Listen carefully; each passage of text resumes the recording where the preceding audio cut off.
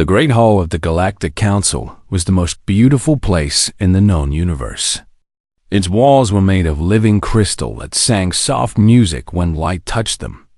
12 species had built it together over 1,000 years. It stood as proof that different beings could work as one. But today, the crystals sang a sad song. Ambassador Alara Vance walked alone across the long floor. Her footsteps echoed in the silence. Around her, seated on platforms that floated in the air, sat the representatives of 11 alien species. They watched her with cold eyes. Some with fear, some with anger, none with friendship. Alara was 53 years old. Her hair was dark with streaks of gray. Her face showed the lines of someone who had spent her life trying to build bridges between worlds. She had believed in the Council. She had believed that humanity belonged here among the stars. Today, that belief was dying. High Arbiter Thelvan rose from his seat. He was tall and thin, with skin like polished silver and eyes that glowed pale blue. His species, the Velkari, had led the Council for 3,000 years. They believed themselves to be the wisest beings in the galaxy. Ambassador Vance, Thelvan said. His voice filled the hall like cold water. You stand before this council to answer for crimes against all living beings. Humanity is accused of creating and releasing the Veleth Plague. You are accused of killing 4 million Thesari, 2 million Corvin, countless others across 12 worlds. Alara listened without moving. Her hands stayed calm at her sides. How does humanity answer these charges? Thelvan asked. We are innocent, Alara said. Her voice was steady and clear. We had nothing to do with the plague. Our research vessel passed through that sector to deliver medicine, not disease. We were trying to help. A sound rose from the floating platforms. It was not quite laughter. It was worse. It was disbelief. Counselor Miraset of the Thesari leaned forward. She was covered in soft blue feathers, and her eyes were large and golden. Once, she had called Alara a friend. They had shared meals together. They had talked about peace. Now, Miraset looked at Alara like she was looking at a monster. Your ship was the only vessel in the sector before the outbreak, Miraset said. Your people have always been obsessed with biological science. Your history is filled with war and disease. The evidence is clear. The evidence is not clear, Alara replied. It is circumstantial. A ship passing through space proves nothing. We request time to investigate. We request access to the outbreak sites. We can prove our innocence if you give us the chance. Thelvan raised one long hand. The Council will vote on your request. The vote took less than a minute. 11 species raised their signs of denial. Only humanity voted yes. Request denied. Alara felt something cold settle in her chest. She had known this might happen. She had hoped it would not. But she had prepared herself for this moment. The Council finds humanity guilty, Thelvan announced. The punishment is as follows. Humanity will surrender all colonies outside your home system. Your fleet will be dismantled. Your weapons will be destroyed. Your people will submit to cultural rehabilitation under Council supervision. Cultural rehabilitation. Alara knew what those words meant.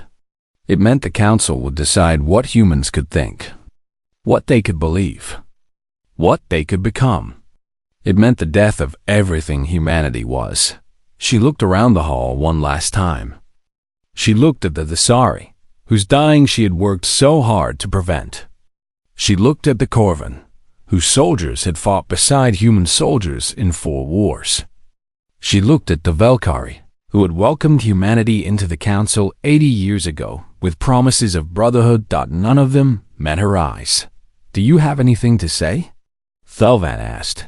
Alara was quiet for a long moment. Every delegate expected her to argue. Humans always argued. They talked too much. They felt too much. They never knew when to accept defeat, but Alara did not argue. "Very well," she said softly. "We will leave."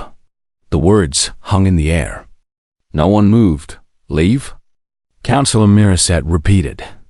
"You cannot simply leave. You must face the judgment of this council." "No," Alara said. "We must not. You have made it clear that we do not belong here. You have made it clear that our word means nothing. You have judged us without evidence. You have condemned us without trial. So we will leave." She turned and began walking toward the great doors. "Ambassador Vance." Thel Vance's voice was sharp with anger. "If you walk out of this hall, it will be seen as an admission of guilt. You will confirm everything we believe about humanity." Alara stopped. She turned back to face the council one last time. "You have already decided what you believe about humanity," she said. "Nothing we say will change that. You needed someone to blame, and you chose us. Perhaps because we are young. Perhaps because we are different. Perhaps because we care too much and it makes you uncomfortable." She looked at each delegate in turn. Her dark eyes held something none of them could read. It was not anger. It was not fear. It was something deeper and sadder. "We came to the stars hoping to find family," she continued. "We came with open hands and open hearts. We gave you our art, our music, our medicine. We bled beside you in your wars. We carried your dead and mourned your losses as our own." Her voice did not shake. It did not rise. It stayed quiet and steady, and somehow that made it more powerful. "And now, when you need someone to blame for a tragedy you do not understand, you turn on us. You call us monsters. You call us killers. You look at 80 years of friendship and see only suspicion." She smiled, but there was no joy in it. "We will not fight you. We will not beg you. We will simply leave. And perhaps, in time, you will understand what you have done. Perhaps you will feel what we feel right now.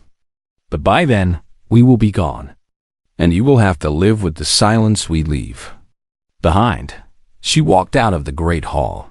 The crystal walls sang a mournful note that echoed long after she was gone. Admiral Corvin of the Corvin watched her go. He was old and scarred, a warrior who had seen too many battles. He had fought beside humans. He had watched them charge into fire to save soldiers they had never met. He had seen them weep over fallen enemies. He knew what human silence meant. It was not surrender. It was not acceptance. It was the sound of a heart breaking, and it was the beginning of something terrible. "What have we done?" He whispered. No one answered him. The council sat in triumph, believing they had won. They did not yet understand that they had just lost everything.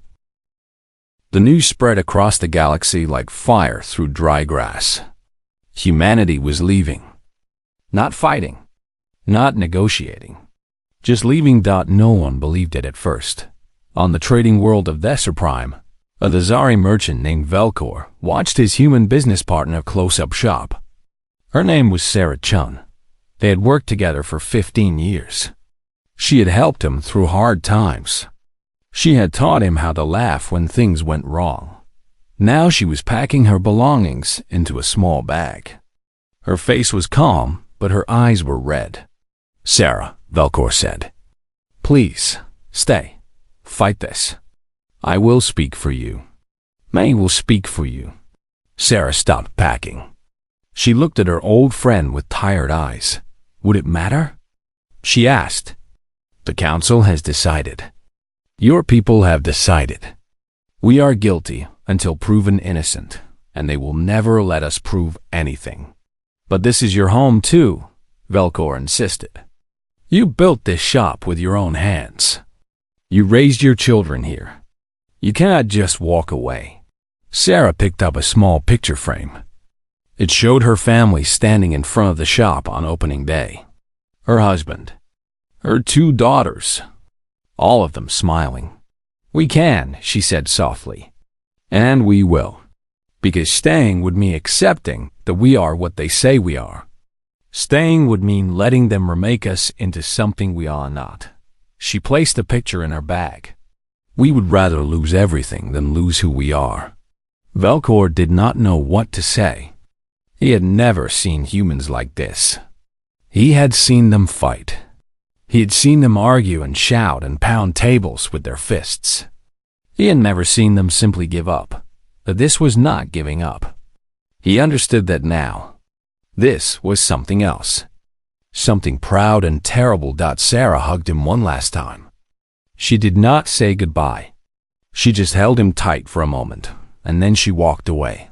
All across the galaxy, the same scene repeated itself.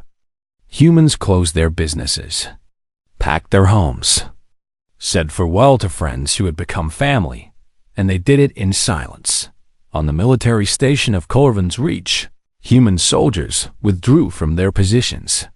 They had served alongside Corvin warriors for decades.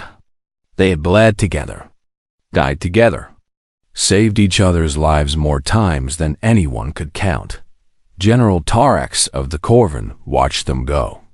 He had fought beside a human named James Rodriguez for 20 years. James had pulled Torax from a burning ship when everyone else had left him for dead. He had carried Torax through enemy fire, taking a wound that still caused him pain every cold morning. Now James was leaving without a word. "Brother," Torax said, using the warrior term for deepest friendship, "do not do this. Stay and fight. We will stand with you." James stopped. He turned to face his old friend. His face was hard, but his eyes showed the pain he was trying to hide. "Where were you in the council?" James asked. "Where was your voice when they condemned us?" Torax had no answer. The Corvin had voted with the council. They had raised their sign of denial like all the others. "I thought so," James said. There was no anger in his voice, just a deep and terrible sadness.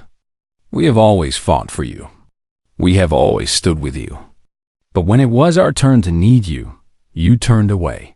He placed something on the table between them. It was a small metal pin shaped like a human and Corvin standing side by side. It was the symbol of their brotherhood. "It was an honor serving with you," James said. "I mean that. I will remember the good times. I hope you will too." Then he walked away. Torax picked up the pen. His clawed hands trembled. He had faced death 100 times without fear. But this hurt more than any wound he had ever suffered.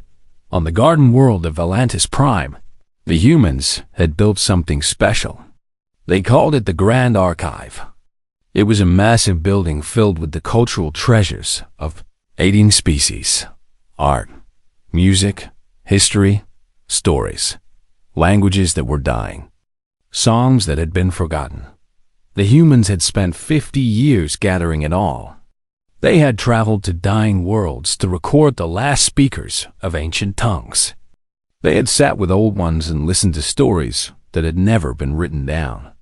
They had preserved what would otherwise have been lost forever. Now they were leaving. But they were not taking the archive with them. Kipa Milos of the Valkyrie came to watch them go. She had worked with the humans for 30 years. She had learned their strange language of laughter and tears. She had come to love them. "Why do you leave it behind?" she asked the human director, an old man named Thomas Park. Thomas looked at the building he had given his life to create. His eyes were wet, but his voice was steady. "Because it does not belong to us," he said. "It belongs to everyone. We built it as a gift, and a gift cannot be taken back." He handed her a small data chip. "This contains everything we were still working on. Translations we never finished. Stories we never had time to record. Perhaps someone else will complete them someday." Marilos took the chip. It felt heavier than it should. "I am sorry," she whispered. "I am so sorry." Thomas nodded. "I know. Many are sorry.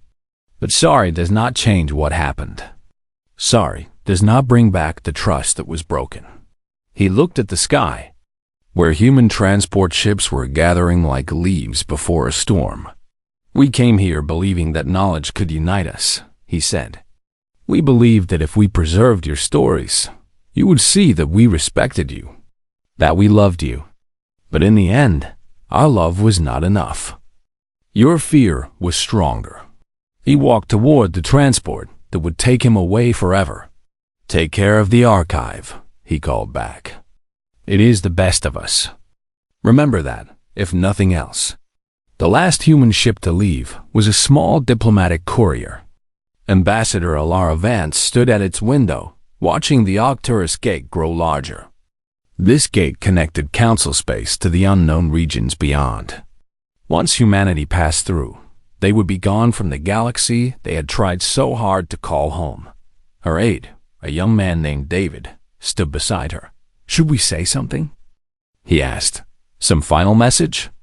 Alara thought for a long time. She had so much she wanted to say. So much anger and sadness and lost hope that burned in her chest. But words had failed. Words had always failed. The council did not listen to human words. They only listened to human silence. Send this, she said at last. One message to all frequencies. She dictated slowly, letting each word carry the weight of everything humanity had lost. We came in peace. We served with honor. We leave in silence. Remember us as we were, not as you chose to believe. The message went out. The ship passed through the gate, and humanity was gone. In the great hall of the Galactic Council, the crystals sang a strange and broken song. It sounded almost like weeping, but no one was listening anymore. The first year after humanity left was a celebration.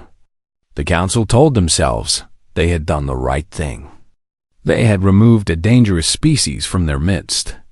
The galaxy was safer now. Cleaner. Better.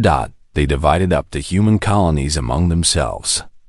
They claimed human ships and technology. They told each other that this was justice.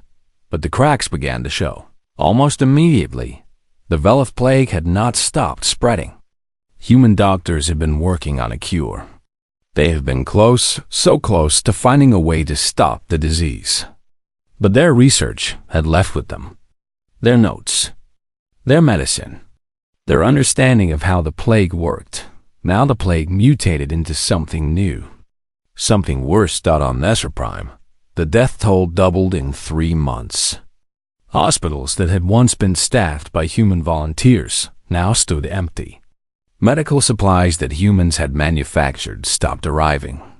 The Dasari had never bothered to learn how to make them. Why would they? The humans had always been there to help. Counselor Miraset watched her people die by the thousands. She stood in a hospital filled with the sick and the dying, and she remembered what Sarah Chun had said. We would rather lose everything than lose who we are.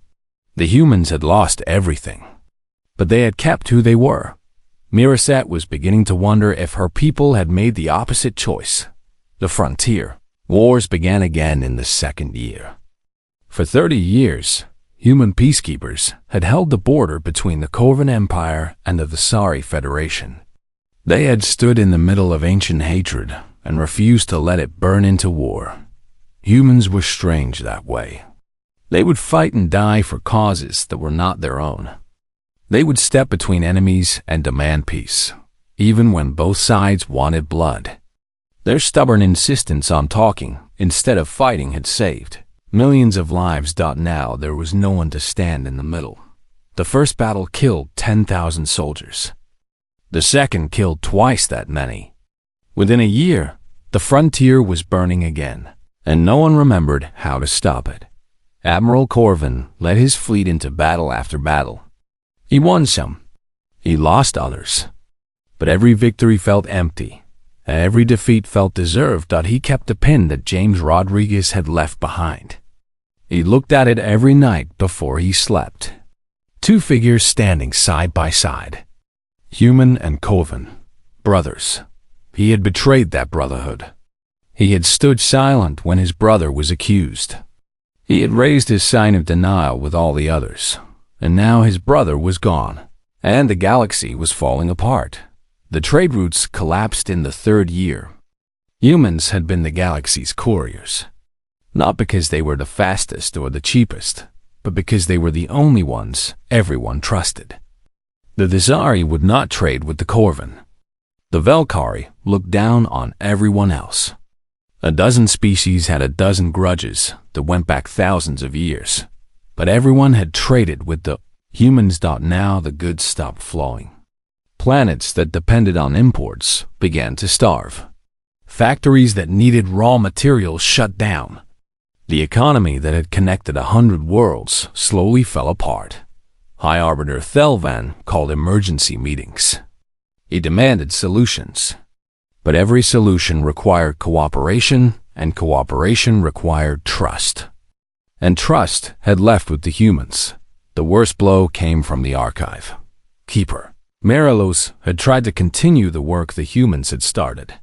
She had studied their notes. She had listened to their recordings. She had attempted to finish the translations they had begun, but she could not do it alone. She needed a team. She needed experts who understood the dying languages. She needed people who cared enough to sit with the old ones and listen. The humans had cared. They had cared so much that they had traveled across the galaxy to preserve stories that were not their own. They had wept for languages they would never speak. They had treated every culture as if it were precious. No one else cared that much. The archive slowly fell into disrepair. The unfinished translations remained unfinished. The stories that had not been recorded were lost forever as the last speakers died. Myralos stood in the empty halls and remembered Thomas Park's words. It is the best of us. Remember that, if nothing else. She had failed to remember. They had all failed. In the 5th year, Counselor Miraset received a classified intelligence report. She had to use her highest authority to access it. When she finished reading it, she sat alone in her chambers for a long time. Then she began to weep. The Velith plague had not come from humanity. It had come from Akane, the Zari laboratory. Her own people had created it as a weapon. They had been developing it in secret for decades. Something had gone wrong. A containment failure. An accident. The plague had escaped. The human research vessel had detected the outbreak. They had been trying to warn the Council. They had been trying to help and the Council had known. The High Arbiter had known. The evidence had been buried, hidden, classified. Because the truth would have destroyed the Thesari politically. Because someone had to take the blame. And humanity had been convenient. Miraset thought about Alara Vance standing in the Great Hall. She thought about those dark eyes that held something no one could read. Now she understood.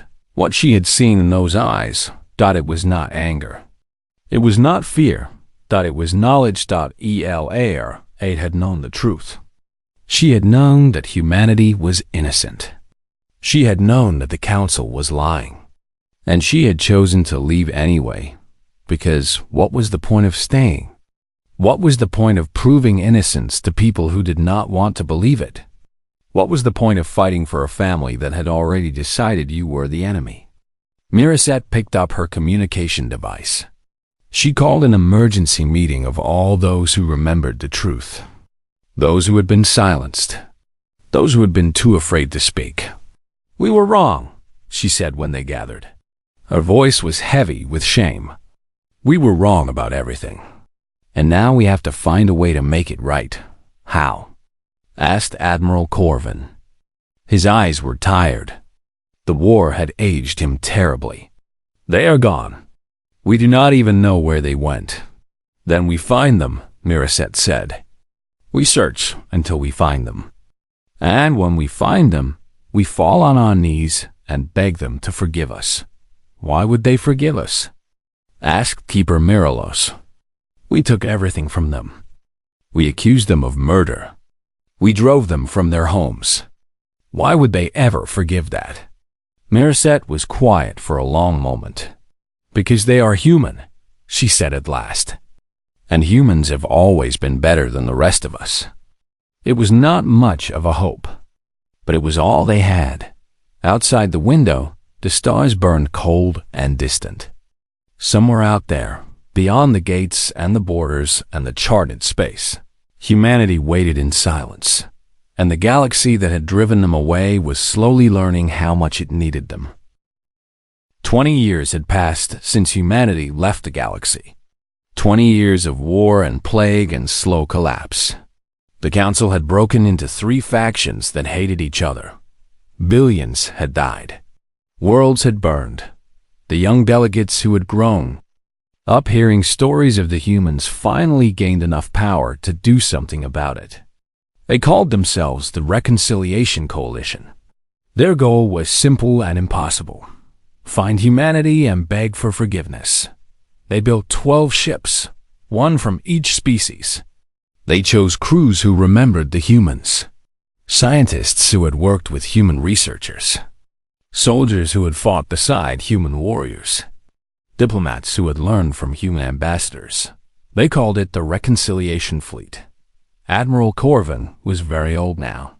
His scales were gray and his movements were slow. But when they asked him to command the fleet, he did not hesitate. "I have been waiting for this," he said. "I have been waiting for 20 years." The fleet launched from the ruins of what had once been the Galactic Council's greatest station. The station was half destroyed now, damaged in a civil war that no one had been able to stop. The crystal walls still sang, but their song was broken, and sad. Finding humanity was harder than anyone expected. The humans had been thorough. Every colony they had left behind was empty. Every station had been destroyed. Every beacon had been shut down. They had erased themselves from the galaxy as if they had never existed. The fleet searched for 3 years. They followed every rumor, every whisper, every hint that someone had seen human ships in the distance. Most leads went nowhere. Some led to traps left behind by pirates who preyed on desperate travelers. Counselor Miracet died during the 2nd year of the search. She was very old by then, and her heart gave out during a difficult jump through unstable space. Her last words were for Admiral Corvin. "Find them," she whispered. "Tell them I am sorry. Tell them I understand now." Corvin promised he would. Keeper Myralos worked tirelessly on the ship's archives. She had brought copies of everything the humans had left behind, every translation, every recording, every fragment of the work they had done. She studied it all, trying to understand how the humans thought, where they might go, what they might want. She found a clue in an old recording. It was Thomas Park speaking to his team about the future. "Someday," he said, "we will find a place where our work is valued. A place where knowledge is not a weapon but a gift. It might be far from here. It might be beyond anything we know. But we will build it. We will build a home where every story matters." Myralos plotted a course toward the edge of explored space, toward the regions that no species had ever claimed, toward the empty darkness between galaxies. They found nothing for months. Their supplies ran low. Some crew members wanted to turn back. Others had given up hope. Then, at the very edge of known space, they found a single buoy floating in the darkness. It was human technology, old but functional. It had been waiting there for 20 years. When the fleet approached, the buoy activated. A holographic image appeared on every ship's bridge. It was Ambassador Alara Vance. She was older now, her hair completely white, but her eyes still held that same unreadable depth. "If you have come to conquer," her recorded voice said, "turn back now. You will find nothing but death. We have learned to protect ourselves." The fleet held position. No one spoke. "If you have come to apologize," Alara continued, "know that we have heard apologies before. For many species, words are easy. Remorse is cheap. We do not need your words. Admiral Corvin closed his eyes. He understood. Words had failed. They had always failed. But if you have come because you finally understand what you lost, Alara's voice softened slightly. If you have come because you have felt the emptiness we felt, then follow the beacon and pray that your remorse is genuine. A light appeared in the darkness. A path through uncharted space marked by tiny beacons that stretched into the infinite distance. We will be watching, Alara said. Her image flickered. We always have been. The message ended. Admiral Corvin looked at his crew. He saw fear in some eyes, hope in others, doubt in many. We follow the beacon, he said. We have come too far to turn back now. The journey took 6 months. The path led through regions of space that should have been empty, but were not. They passed terraformed moons and mining stations and research posts, all human, all busy with work. They saw ships in the distance, not warships, construction vessels, transport craft, generation ships that had been converted into mobile cities. And they saw other species too. Species they did not recognize. Species that had never been part of the council. Who are they? Asked a young navigator. Marillo studied the readings with wonder in her eyes. Refugees, she said. Exiles, forgotten peoples. The humans took them in. They emerged into a star system that took their breath away. 12 worlds orbited a warm yellow sun. Each world was alive with activity. Cities sparkled on their surfaces. Ships moved between them in constant motion. And at the center of it all was a blue and green world that looked almost like Earth. Almost, but not quite. This was a new home, a new beginning. A voice came over the communication channel. It was calm and professional, but not cold. Reconciliation. Fleet, you are cleared for approach to Sanctuary Station. Prime Minister Vance will receive you in 6 hours. Docking coordinates are being transmitted now. Prime Minister. Alara Vance had become the leader of her people.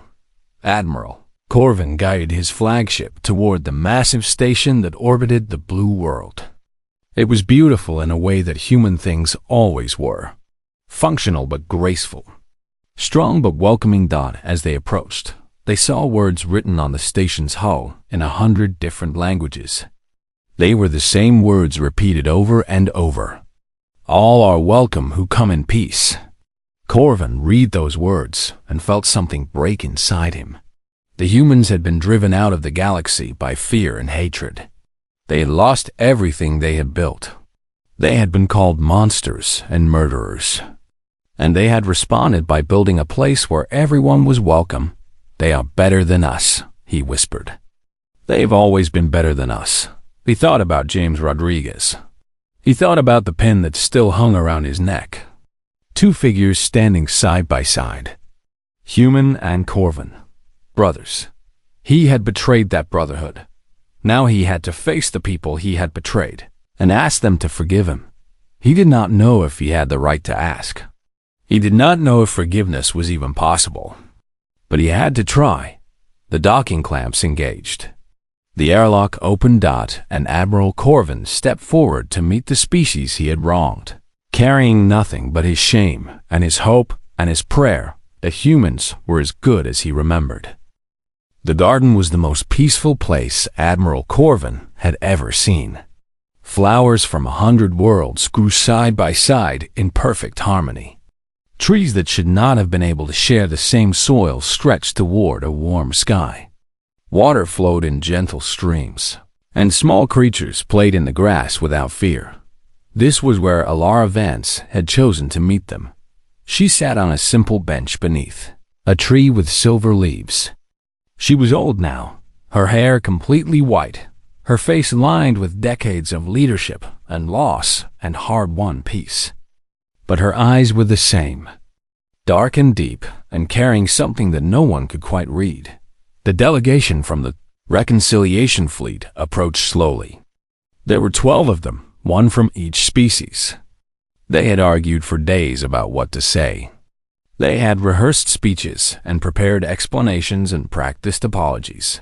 But when Admiral Corvin saw Alara, all the prepared words fell away. He fell to his knees. The others followed.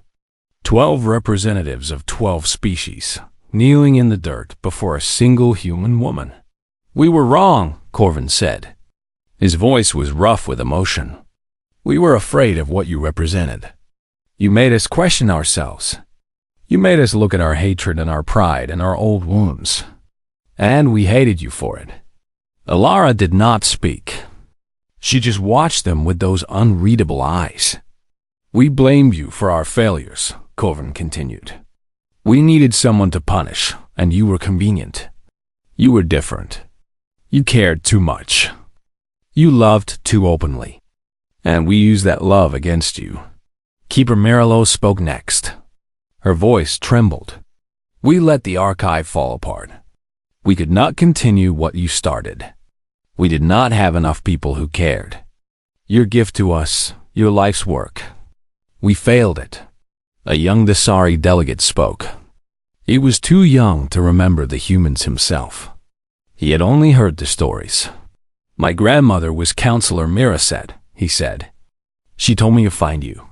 She told me to tell you that she understood, that she was sorry, that she knew the truth and she died carrying the shame of it." Alara finally moved. She reached out and touched the young Dasari's feathered head, gently, like a mother comforting a child. "I know," she said softly. "We always knew." Corvin looked up at her with desperate eyes. "You knew? You knew the truth before you left?" "Yes," Alara said. "We knew that we were innocent. We knew that someone else had created the plague.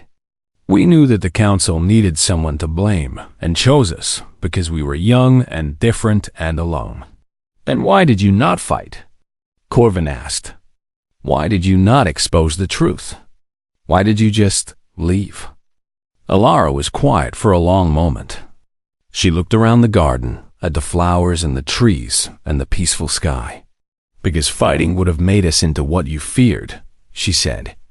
"If we had raged and threatened and demanded justice, you would have seen only our anger. You would have said, 'Look, see how dangerous they are. See how violent.' And we would have proven you right." She stood slowly and walked toward a small pond where fish swam in circles of gold and silver. "We left because silence was the only language you might someday understand. We left because we refused to become monsters just to prove we were not monsters. We left because—" She paused, and for the first time, Corvin saw something like old pain in her eyes. "Because we believed that one day you would realize what you had lost, and you would come looking for us." "We have come," Corvin said. "We are here. We are kneeling before you, begging for forgiveness." Alara turned to face them. Her expression was gentle but firm. "And I forgive you," she said. "I forgave you long ago. Carrying hatred is too heavy. It poisons everything it touches. We chose to let it go so that we could build something new." Hope blazed in Corviza's old eyes. "Then you will return? You will come back to council space? You will help us rebuild?" Alara shook her head slowly. "No." The word hung in the air like a stone. "We will not return to be part of your council," Alara continued. "That galaxy taught us what we are to you. Convenient until we are inconvenient. Beloved until we are blamed. We will not put ourselves in that position again." "Then what was the point?" asked a Velkari delegate. "Why did you let us find you? Why did you meet with us at all?" Alara smiled. It was a sad smile, but not without hope. Because forgiveness does not mean forgetting. And forgiveness does not mean returning to the way things were. Forgiveness means letting go of the past so that something new can grow. She gestured toward the sky, where ships of many species moved in peaceful patterns. "We have built something here. A new society. A new home.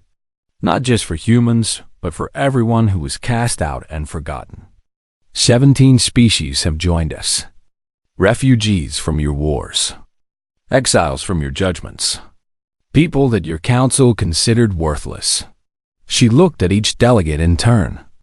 We will not return to save you. That is not our role. That was never our role. That was never our role. You do not need saviors. You need to save yourselves. Corvin felt his heart sink. 20 years of searching. 3 years of travel. All of it for nothing. But Alara was not finished. We will leave the door open, she said. Any who wish to join us may come. Any who wish to learn from us may ask. We will not close ourselves off from the galaxy. But we will not return to fix what you have broken. She reached out and took Corvin's clawed hand in her own. Her grip was warm and strong. You asked why we left in silence. The answer is simple. Words had failed. Only absence could teach you what presence had not. Corvin understood at last. The humans had not abandoned the galaxy out of weakness or despair. They had left as a lesson. A terrible, necessary lesson about what happens when you drive away the people who love you. What do we do now? He asked. Go back, Alara said. Tell them what you found. Tell them that humanity forgives but will not return. Tell them that if they want to build something better, they must do it themselves. But tell them also. She paused, and something like hope flickered in her ancient eyes. Tell them that the door is open. Tell them that we will be here when they are ready. Tell them that it is never too late to become what they should have been. The delegation returned to council space carrying no treaties and no promises. They carried only an invitation and a warning. Humanity would not save the galaxy, but they would be there when the galaxy was finally ready to save itself. 50 years later, the old council was gone. In its place stood something new. They called it the Commonwealth of Sentient Peoples. It was built on principles that 11 species had once rejected. Compassion, patience, forgiveness. At the center of the Commonwealth stood a new archive. It had been built on the ruins of the old, but it was different. Hundreds of species had contributed to it. They had learned to sit with the old ones and listen. They had learned that every story mattered. Above the archive's entrance, words were carved in every known language. The words were human, spoken first by Ambassador Alara Vance in her final public address before she died at the age of 107. We are all strangers until we choose to be family. We are all guilty until we choose to be forgiven. We are all silent until we find the courage to speak truth. Below those words, added by the first joint council of the Commonwealth, was a single line. Humanity left in silence. Let our children return in song. And throughout the galaxy, in schools and homes and ships, people learned to sing the old human songs. Songs about hope and loss and love. Songs about strangers becoming family. Songs about silence and forgiveness and new beginnings. The humans had left in silence, but their echo would never fade.